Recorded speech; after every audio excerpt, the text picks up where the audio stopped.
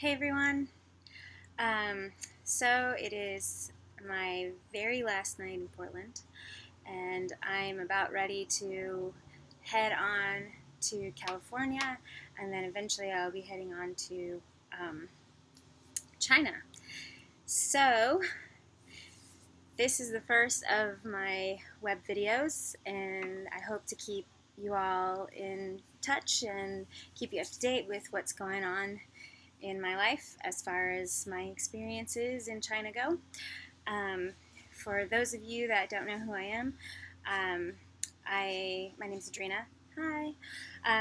I currently live in Portland, Oregon, but as I had mentioned earlier, I'm going to be moving to China and I'm going to be teaching. I'm not exactly certain what I'm going to be teaching. I did think I was going to be teaching English, but it turns out that I might not be teaching English. I may be teaching American history, which I find pretty exciting. Um, but either way, everything's exciting at this moment.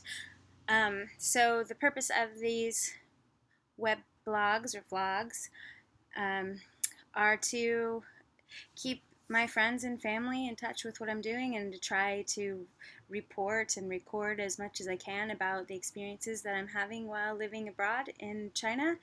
Um, and also, if there are tiny little gems of advice that I can offer about traveling, then I hope to be able to offer those. But I would take any advice I say with a grain of salt because my whole life is pretty much by the seat of my pants. So, very lucky. And I have really good friends, and uh, I'm just not a planner.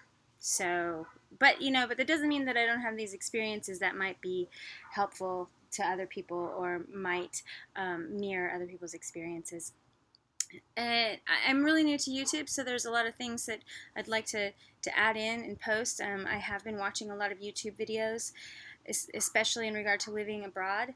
And I'm going to, on my next post, I'm going to go ahead and list those gentlemen's names and link them in as soon as I can figure out how to do that. And have a little bit more information on just the general process of what it's been like to travel to China.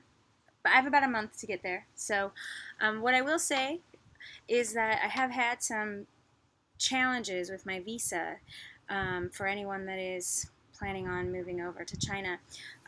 My school required for me to get a health certificate or to get a physical, and they weren't able to tell me exactly what it was that I needed for the physical, so I went to the doctor, I got my physical, and then I sent all that paperwork over to the school in China, and then they sent it to the office, the Bureau of Foreign Affairs.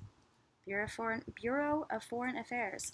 And then they rejected it because they didn't like my health certificate. I'm totally healthy, but they didn't like it. And that's exactly how they worded it. We don't like it. So it was the form they didn't like. And I ended up going to the consulate in San Francisco, and I found out that you don't actually need to do this health certificate anymore. But things are changing in China right now.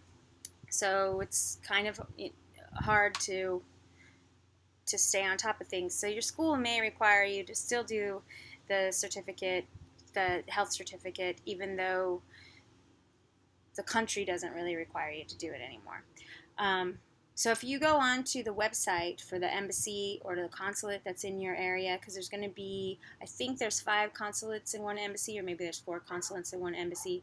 So you go onto the website, scroll all the way down where it says, it's going to be at the very bottom of the visa link. You go to visas and then go down to, if you're going to be working over there, you're going to get a work permit or Z visa, and then scroll down to the very, very bottom, and you're going to see something that's going to say medical exam for foreigners. So print that out and take that to your doctor. And what my understanding is that sometimes if you're working for a school, they want you to do the medical exam beforehand. You pay for it, your insurance pays for it. If you don't have insurance, you pay it out of pocket. And you're going to have to take this exam again once you get to China, but they don't want to pay for you They don't want to have to pay. The school's going to pay for you the second time, and if you're not going to pass, then they don't want to pay. I'm just guessing. I don't really know. But it was pretty confusing. Um, so then I sent that in, and then I got I got declined for my permit the next time, and I don't really know why. They had said that I didn't have enough teaching experience, but you're only required to have your degree, which I do have, and at least a year of teaching experience, and I do have some. It's called facilitating. So I would lead writing workshops for youth. But I didn't work in a public school. I worked in an outreach program, and so sometimes I'd go into public schools. So I don't know if it just sort of didn't quite fit the bill at the moment. So I didn't really know if I was actually going to go, even though I had put in my notice at work and I put in my notice at my home, and I was going to keep moving forward anyway, regardless if I got this visa or not, even though I have this non-refundable ticket because I got a cheap ticket and they're not going to let me into the country anyway, so I was going to move into the booth. Sorry, not the booth. I was going to move into the airport maybe, or I thought I'm at least going to get to China, even if they turn around and make me go back, but I don't know if you can do that either. But eventually, that went through. So I have one day left in Portland. I leave tomorrow morning.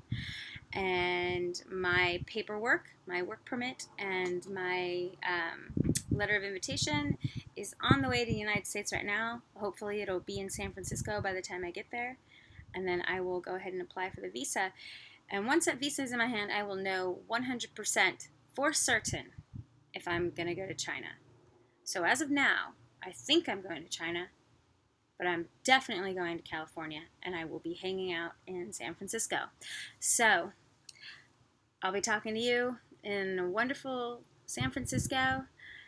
Be good to yourselves, be nice to each other, and I will talk to you soon. Bye, everyone.